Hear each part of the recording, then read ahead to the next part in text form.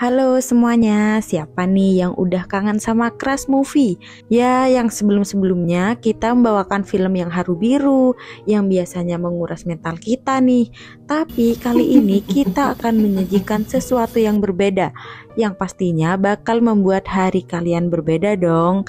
Ya, siapa nih di sini yang suka sama film horor? Please, kalian wajib banget stay di channel ini dan nikmati sajian film dari kami ya. Tapi buat kalian yang penakut atau gak suka yang horor-horor nih, kalian juga wajib stay dong, karena di sini tidak semua mengangkat cerita horor, melainkan ada pengetahuan-pengetahuannya juga loh. Ya, judulnya Menjelang Maghrib. Duh, sekarang kalian nonton pas maghrib gak ya? Udah deh, tidak perlu lama-lama lagi. Yuk langsung ke filmnya aja ya. Tapi kalian wajib like, komen, share, dan subscribe dulu dong channel YouTube Crush Movie.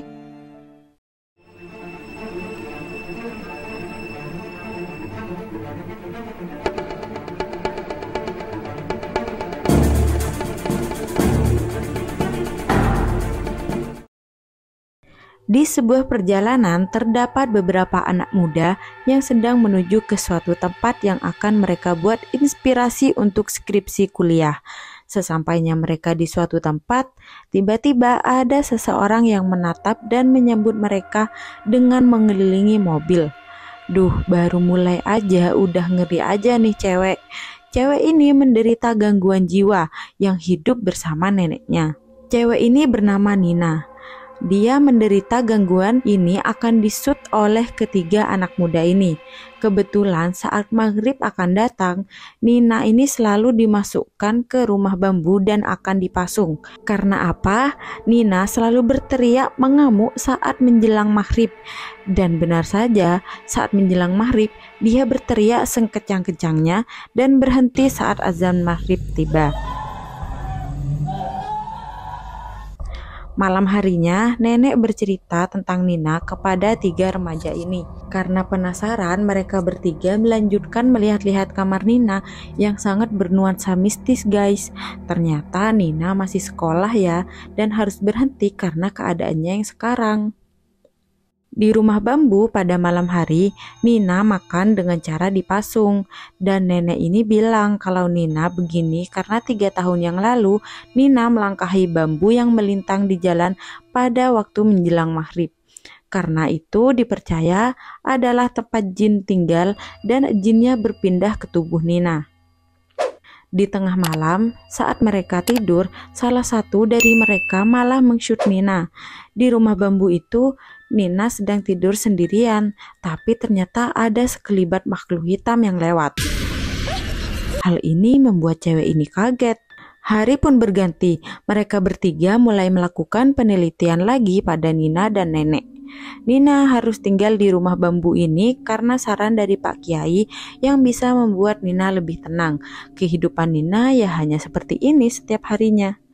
Di sungai mereka bertiga berdiskusi dan sempat kepikiran takut dibilang halu dalam membuat skripsi ini karena kondisi Nina yang bukan hanya seperti gangguan jiwa, melainkan ada gangguan dari makhluk lain. Nina berhenti sekolah saat kelas 1 SMA.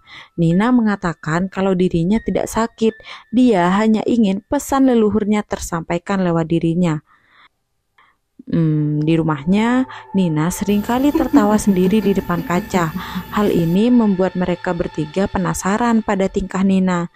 Dan saat si cewek ini menghampiri Nina, terdapat penampakan mbah-mbah yang ada di belakang Nina. Kemudian cewek ini membantu Nina memotong kuku. Awalnya Nina tenang ya, tapi setelah dua teman cowoknya ini mendekat, Nina malah mengamuk dan membuat mereka ketakutan. Sore harinya mereka bertiga kembali berdiskusi di halaman. Salah satu dari mereka melihat Nina berjalan menuju hutan dan pohon bambu. Dia pun mengikutinya. Di sana Nina terlihat sedang menyiram pohon bambu dan kemudian menghilang. Hah? Nina kemana ya? Hari pun berganti. Nina terlihat sedang bermain bola bekel di rumahnya. Cewek ini berusaha menghampiri Nina, tapi Nina malah melempar bola itu ke kolong tempat tidur. Setelah cewek ini berusaha mengambilnya, tiba-tiba dia berteriak karena melihat sesuatu. Duh, bener deh, ini ada sesuatu di kolong tempat tidurnya. Saat menjelang maghrib, mereka bertiga ikut mengantar Nina ke dalam rumah bambu, dan ternyata tidak boleh ada yang mengantar Nina dipasung kecuali bapak itu. Nina tersenyum jahat ketika cewek ini bilang dia tidak takut pada dirinya. Saat Nina selesai berteriak saat azan maghrib, malamnya saat kedua temannya tertidur, dia akan meng-shoot Nina sendirian. Duh, si cewek ini gak ada takut-takutnya ya guys. Ternyata di rumah bambu, Nina tidak ada pada tempatnya, padahal dia sedang dipasung. Tapi tiba-tiba Nina muncul bergantungan dari atas.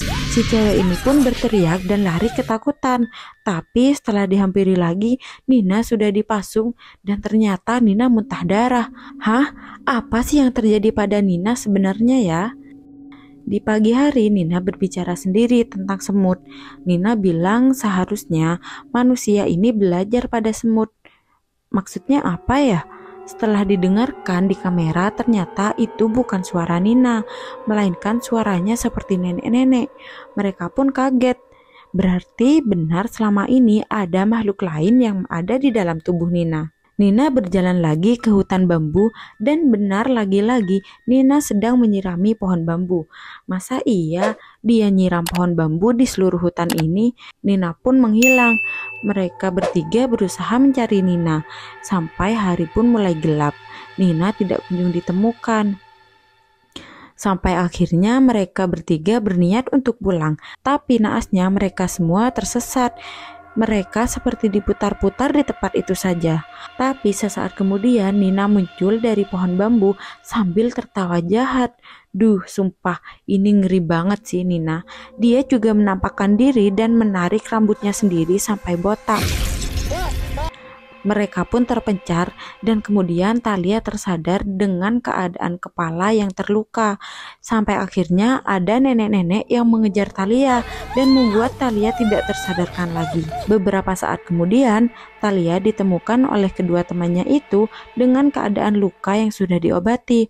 Oh, ternyata nenek tadi itu mau membantu Thalia ya. Tunggu, kok bisa sih? Esoknya nenek menyiapkan sarapan bersama mereka. Nenek juga sambil cerita kalau ibu Nina meninggal saat melahirkan Nina dan ayah Nina meninggal saat Nina umur 3 tahun. Dan Nina juga sempat bercerita kalau dia ingin tinggal di hutan bambu.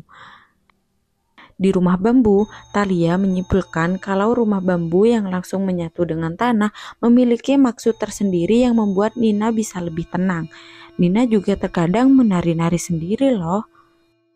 Dan di malam hari, mereka mencoba memasang kamera untuk memantau Nina. Baru saja dipasang, Nina langsung kerasukan. Fix sih ini, si Nina memang bukan cuma gangguan jiwa ya, tapi juga karena kelakuan makhluk lain. Saat tengah malam, ternyata benar, terpantau ada yang tertangkap kamera guys, dan makhluk itu berjalan ke kamar mereka. Hari pun berganti. Di pagi hari mereka bertiga ingin membuka pasung Nina, tapi dilarang oleh Pak Harun. Ternyata ada mantra yang perlu dibaca dulu sebelum membuka pasung Nina ya guys. Dan semakin anehnya lagi, di siang hari Nina seperti melakukan ritual di depan rumahnya. Dan pada rumah bambu itu ada tulisan bumi bukan milik manusia. Ternyata mungkin saja roh yang ada di tubuh Nina ini ingin menyampaikan pesan pada manusia. Di belakang rumah, Nina seperti sedang memanggil Thalia dan mengajaknya ke suatu tempat. Beberapa saat kemudian, Thalia tiba-tiba berlari dan mengatakan kalau Nina berbicara dengan kuburan dan seperti berbicara dengan leluhurnya yang di sana ya guys. Mereka semua masih tidak menyerah. Di tengah malam ada sesuatu yang tertangkap kamera lagi. Mereka pun langsung menghampiri Nina. Ternyata Nina langsung menyerang Thalia dan tiba-tiba apa yang terjadi? Thalia malah terpasung. Loh, kok bisa ya? Benar-benar di luar nalar sih ini. Nina kabur ke hutan dan mereka mencoba mengejarnya. Tapi setelah dicari, Nina tidak ada dan membuat mereka kembali lagi ke rumah bambu itu. Lagi-lagi, Nina sedang terpasung guys, dan Nina hanya tertawa jahat seperti biasanya. Akhirnya saat di rumah, Thalia berbicara pada nenek kalau dengan cara dipasung adalah bukan solusi untuk Nina. Justru itu akan makin menyiksanya. Nenek yang hanya bisa menangis dan setuju dengan ucapan Thalia ini pun melepas pasung Nina. Nina pun akhirnya bisa hidup bebas dan ternyata Nina malah bisa membantu menyembuhkan penyakit sesama manusia loh. Nah kan, akhirnya Nina juga bisa berguna untuk orang lain ya. Cerita Nina ini ada benernya juga loh guys. Ternyata manusia sekalipun dia memiliki gangguan jiwa, tapi dia juga masih punya hak asasi dan tidak pantas untuk dipasung layaknya hewan. Nah gitu deh ceritanya. Terus tinggal ditonton full filmnya aja ya guys. Dan jangan lupa untuk di like dulu video kita, komen, dan pastinya subscribe juga. Bye bye, sampai bertemu di film selanjutnya ya.